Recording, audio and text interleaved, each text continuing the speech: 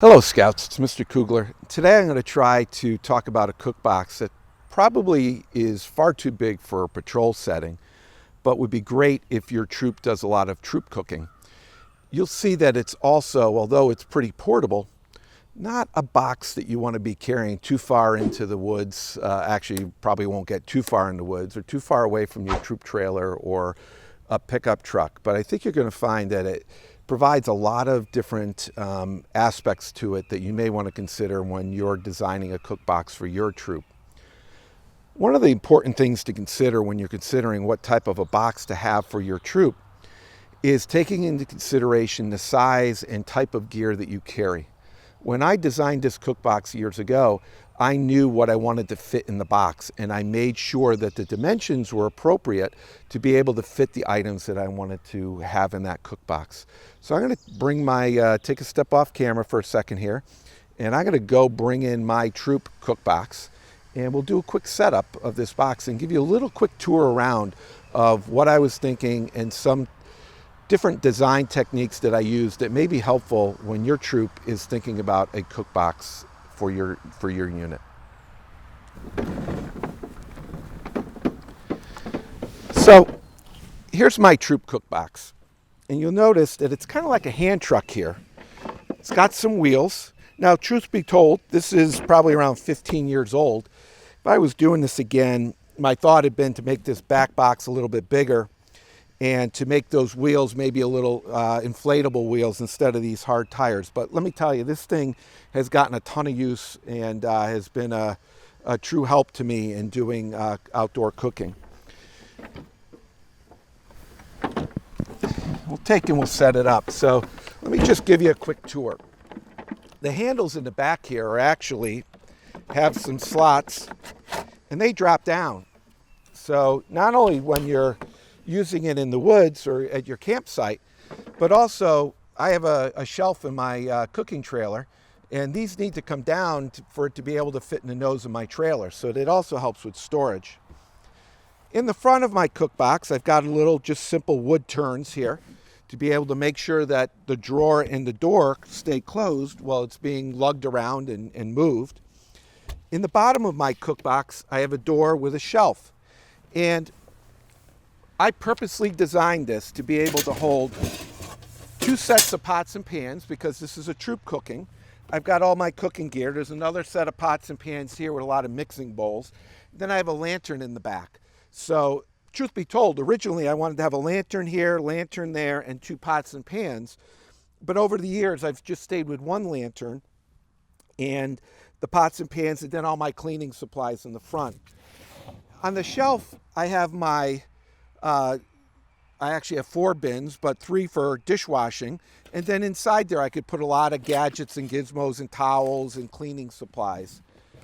I have my cutting boards, some gloves, and then this bin here has a lot of odd gadgets that maybe I don't use all the time, but I want to have in my cook box depending on what I'm doing. So that's what I have in the bottom. And you could adjust the footprint and the size to be able to fit what your needs are. In the top, I have a drawer. And in our drawer, I've got knives and spoons and all kinds of stuff that I need when I'm cooking in the outdoors. I have sheaths for my knives, and I have everything right here, and it's quick and easy to reach when I'm cooking. So before I set this up, let me show you the back.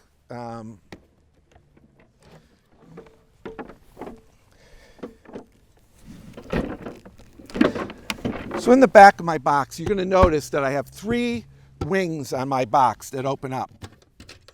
I've got some T-nuts here that are helpful.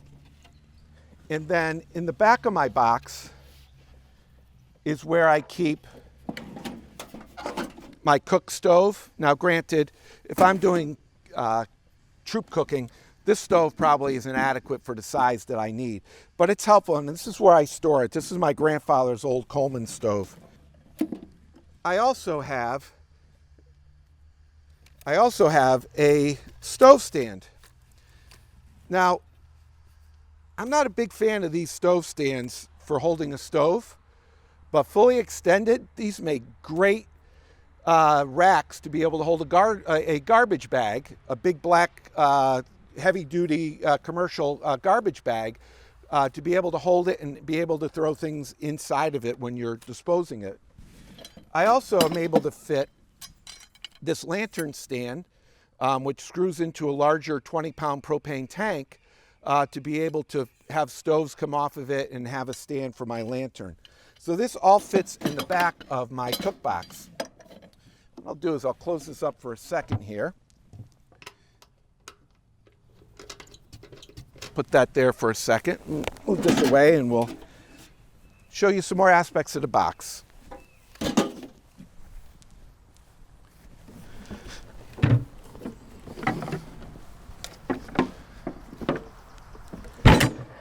So one of the key things when you're outdoors cooking and you're cooking for a troop or a larger group is having enough room, enough work surface to be able to prepare your food. So I'm going to show you a little trick here. On the side, the same type of T-nut.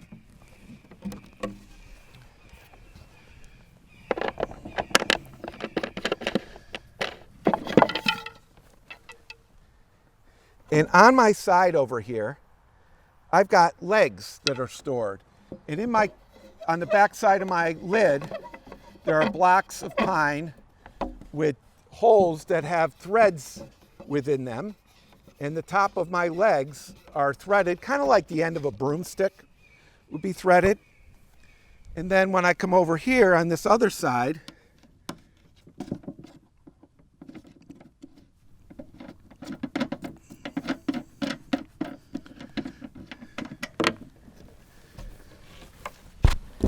got another T-nut.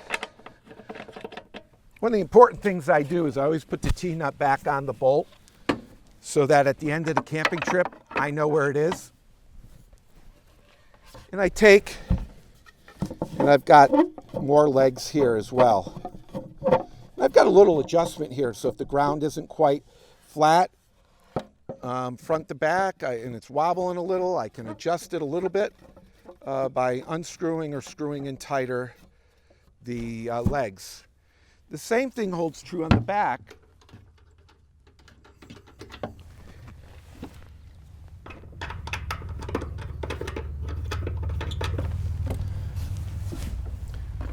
That flap that's covering up the storage area where I have my stove is also a work surface.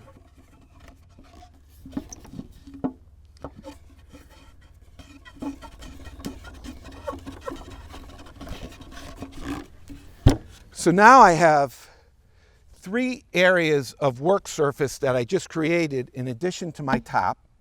They're at a work surface which is a good height for a scout or an adult. I many times back here will use this for my hand washing station, but it's also great if we're dishwashing to be able to have plenty of space to store. On the side here, I actually found space to be able to put a griddle, and it's held in with some bungee cords and it fits in there perfectly. And I also put a paper towel holder. Not sure if I have paper towels, but we'll take a look. I do have a roll. And I have a place to store paper towels. Many times I used to bring these handles up and put a dowel across and have the paper towel roll going on that dowel or stick. Part of the problem is, though, if it's windy, they're constantly unraveling. So having it on the side there has been a great help. So here's a cook box that's pretty compact for its size and the amount of space that it provides. It's easy enough to move around, easy enough to store, and can hold just about everything that I need for basic cooking when I'm working with a troop or a larger group of people. So I hope this rendition of a cook box gets you thinking about what can your troop do to help improve your outdoor cooking experience when you're cooking as a troop. Give yourself some nice work surfaces, but also make sure that you have a nice organized space to be able to keep all the gear that you need and that your troop is accustomed to using, but also have it in a format that is easy to move around without breaking everybody's back getting to the campsite. So I hope this is helpful. Get out there, have some fun, enjoy your time cooking with your friends, and really look to expand your horizons and improve your cooking experience.